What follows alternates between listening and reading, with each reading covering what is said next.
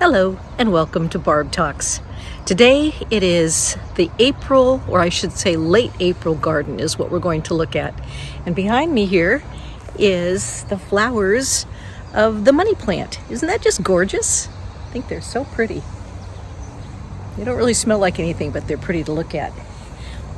I'll show you some other things in the late April garden. Here we've got blueberries waiting to happen. Guess I gotta put them in the light there. So many of them. I hope we're having a really good crop. That's forget-me-not. I started to forget what it was, and then I remembered. We still have some of the little grape hyacinths that I've been hearing are invasive, but I figure why not enjoy them?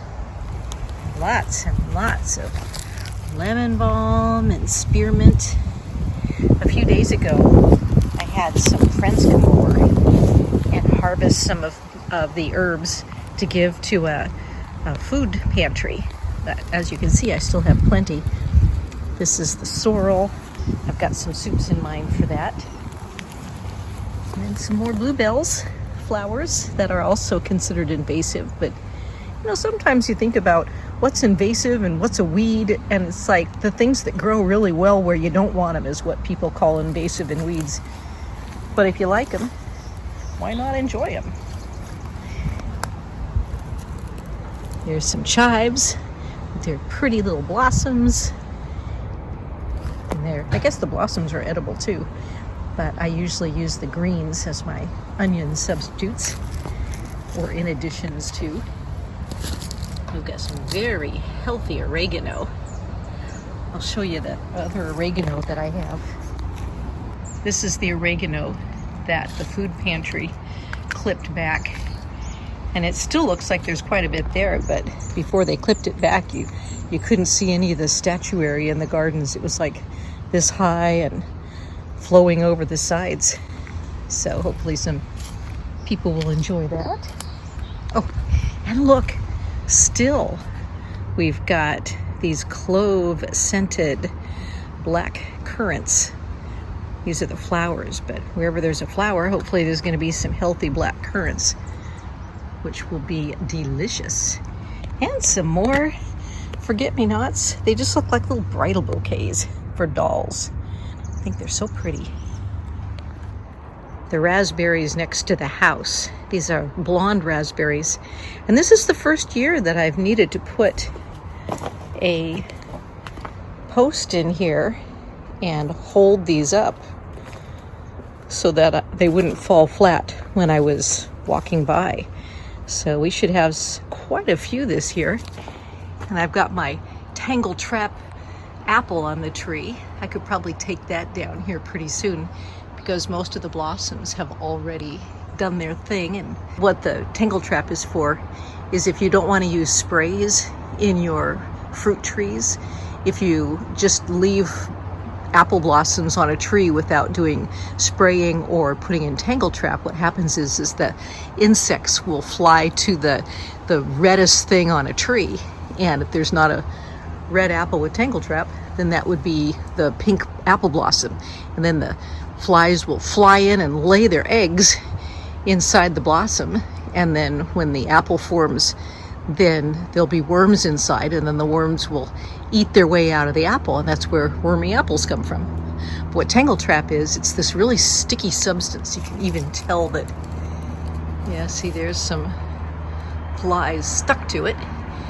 You put this sticky substance on just your basic cheap apple from the store, and then you hang it on the tree around the time right before the blooms come out, and then the bugs will go and think that they're crawling into a blossom, but they're dying on an apple with Tangle Trap. Let me see if I can find some blossoms to show you so you can see. There's the blossom, and that right there is going to turn into the apple eventually. And since there's 1, 2, 3 at least on this little cluster, I will be out here taking off, so there's only 1 or 2 here. So because when they get big, there wouldn't be enough room for full-size apples to be in that same small area. And there's some more money plant back there.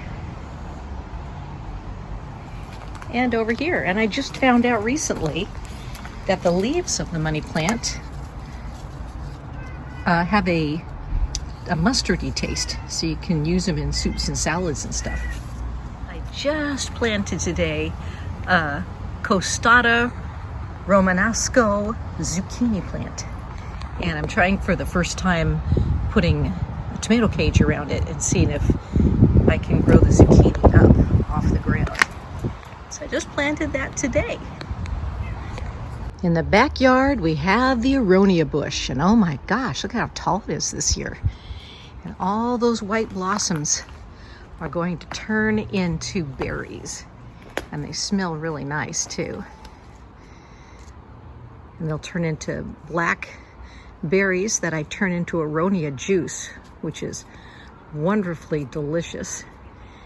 And I can dilute the aronia juice with some sort of water, like sparkling water, and sometimes I'll even mix it with a little bit of apple juice, and it's really good. But right now, I've got beautiful smelling, yes, kind of honey smelling flowers, which is really nice. Oh, and look over here, the goji berries. That purple flower is a goji berry flower. Yeah, that's gonna be that little part right there is going to turn into the bright orange goji berry. You might have seen those in the store as dried, but I like eating them fresh because they're delicious fresh. And I have another plant that I just planted.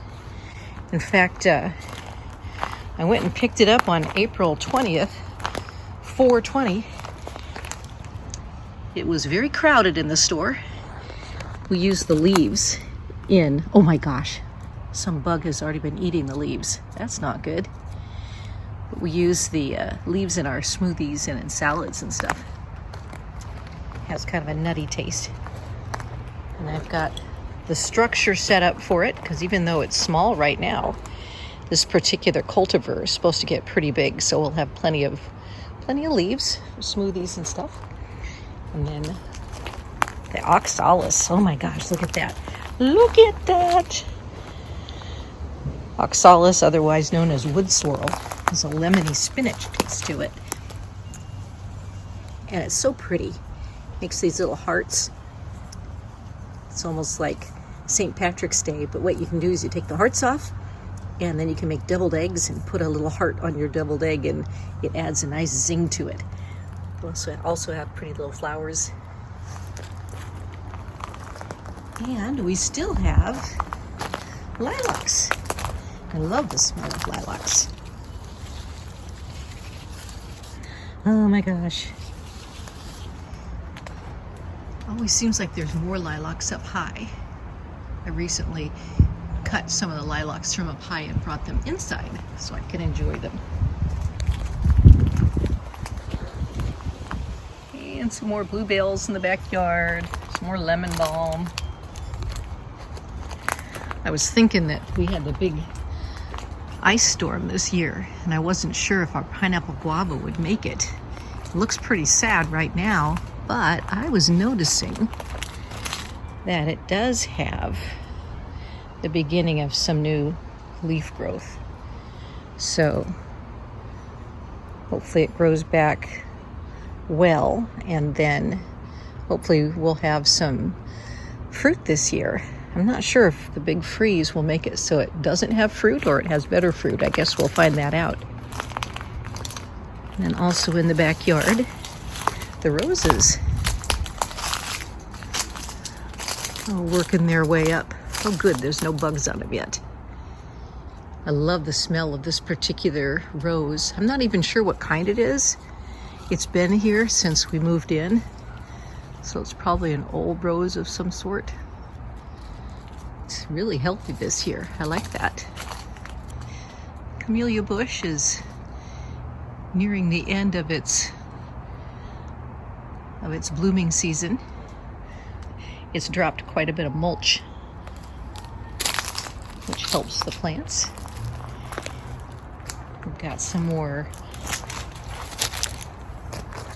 of the forget-me-not and we also have a fennel. It's kind of nice sometimes to come out and pick some fennel, go in tea or in a dish of some sort.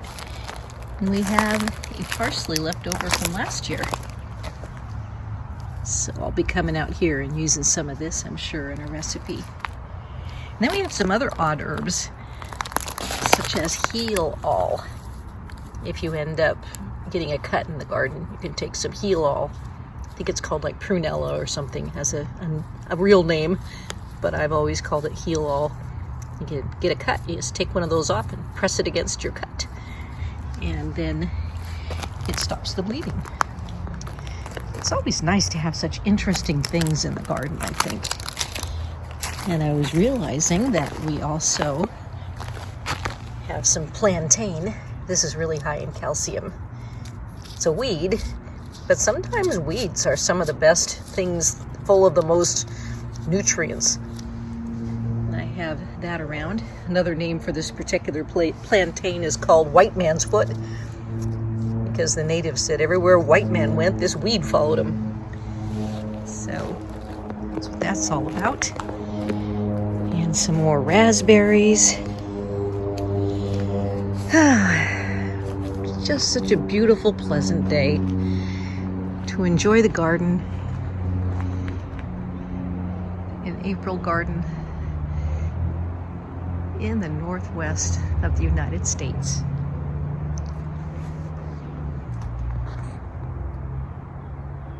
Thanks for accompanying me in the late April garden, and thanks for watching Barb Talks.